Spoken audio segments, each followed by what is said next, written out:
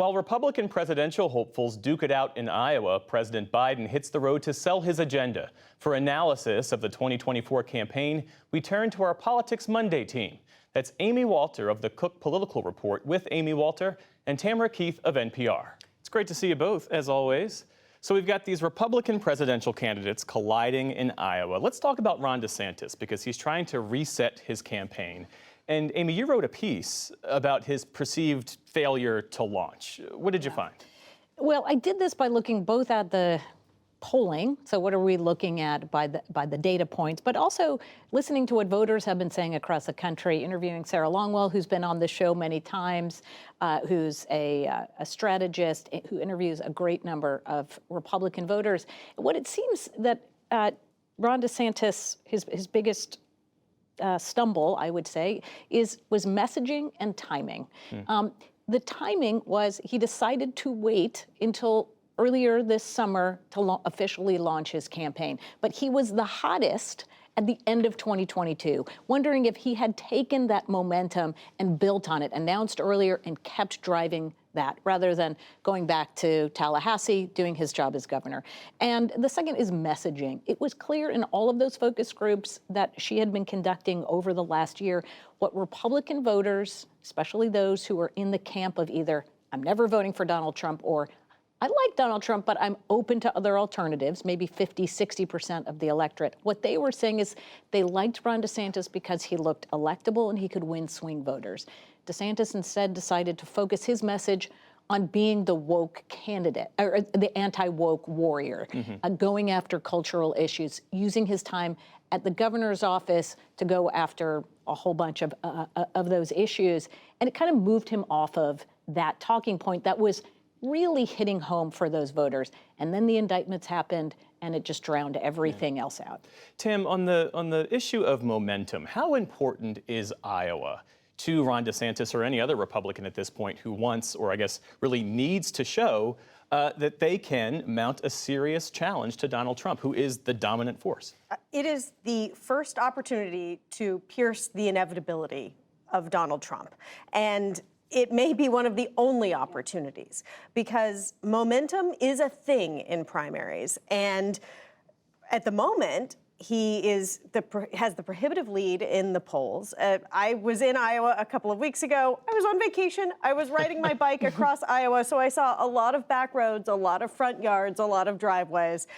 And what I will tell you is I saw a lot of Trump signs. And I saw nothing else. Well, I did see one truck with Burgum taped to the side of it, but tons of Trump signs, Trump 2024 signs, brand new ones, Trump 2020 signs with Mike Pence's name taped over and covered up. The indictments have done nothing but consolidate support behind Trump among the Republican base. And all of these other people are out there biting at his heels, trying to get some attention. And you know, he showed up at the fair for like an hour and a half and everybody's still talking about him. Well, as we sit here, we are awaiting a potential fourth indictment from the DA in Fulton County, Georgia, related to Donald Trump's efforts to overturn the election. It feels kind of ridiculous to reduce this to what it means in terms of politics, but politically, what effect will it have?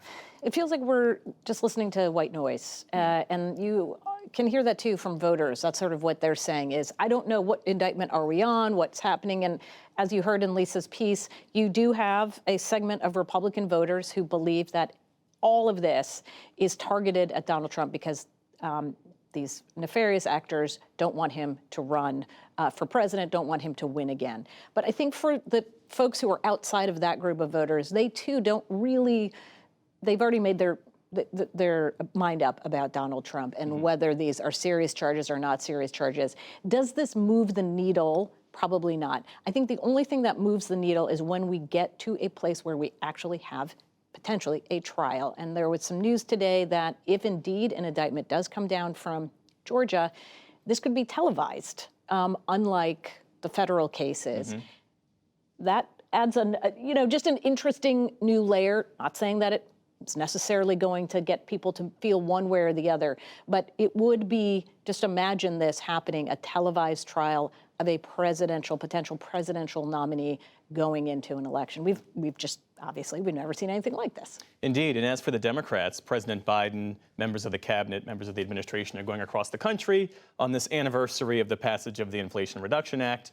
And then separate from that, we now have a special counsel on the Hunter Biden case. How is the Biden White House and the Biden campaign, how do they view all of this? So I traveled with President Biden all last week as he went out west and tried to make the pitch for his policies. And he also attended a couple of fundraisers that are closed door, no cameras, no audio, but reporters could be there to watch. And he is more revealing about his thoughts in terms of politics when he's in these fundraisers talking to donors. And what he said, a couple of things stand out. One, he said, I'm not so sure we should have called it the Inflation Reduction Act. He said people just don't understand what's in it. And then he also said that he just doesn't feel like he's getting the credit he deserves, but he's willing to be patient. I think what I witnessed last week traveling with the president is exactly what his campaign is going to look like for the next year, which is him shouting from the rooftops, trying to get people to pay attention and know what Congress passed and what he signed in those first 2 years in office. Hasn't this White House been saying that for like 2 years? Oh, that once yes. people know what the infrastructure bill does, and once people know what the Inflation Reduction Act does, then you'll watch the president's poll numbers go up. And in 5 years from now, when people actually know what is in those bills, maybe they will. But that is the challenge: is that policies. Individual policies tend to be popular, but nobody knows what the Inflation Reduction Act is. Nobody knows what the bipartisan infrastructure plan is or who voted for it. And so that is the ongoing challenge. And the other ongoing challenge is the entire time that the president was traveling, everyone was paying attention to Donald Trump and his legal travails and the latest incremental thing that happened in this jurisdiction or that jurisdiction. And no one was paying attention to anything that President Biden was saying in speeches that admittedly are pretty repetitive. He doesn't make news when he's out there pitching the public on his policies. So then how can this White House make policy cool again? Yeah, well, it's about a contrast. That's what campaigns are for, Yeah. right? And so I think you're going to hear, as we get into the campaign, less about, isn't this great? Isn't this great? Let me tell you, I'm going to convince you that it's great, Jeff. And more about, here's what we're doing for you. Here's what my opponent is doing that's going to hurt you, or they're not focusing enough on you. The interesting thing, I do think that the contrast between a president going out and selling an economic plan and his economic successes versus the trials was a good contrast. But the Hunter Biden story also made the news, and that sullied it a little bit. It didn't make it as clean of a contrast between. So they're trying to make the things. election a choice, not a referendum on Absolutely. President Biden. As always. That's true. Tamara Keith and Amy Walter, it's great to see you both. Good to see you.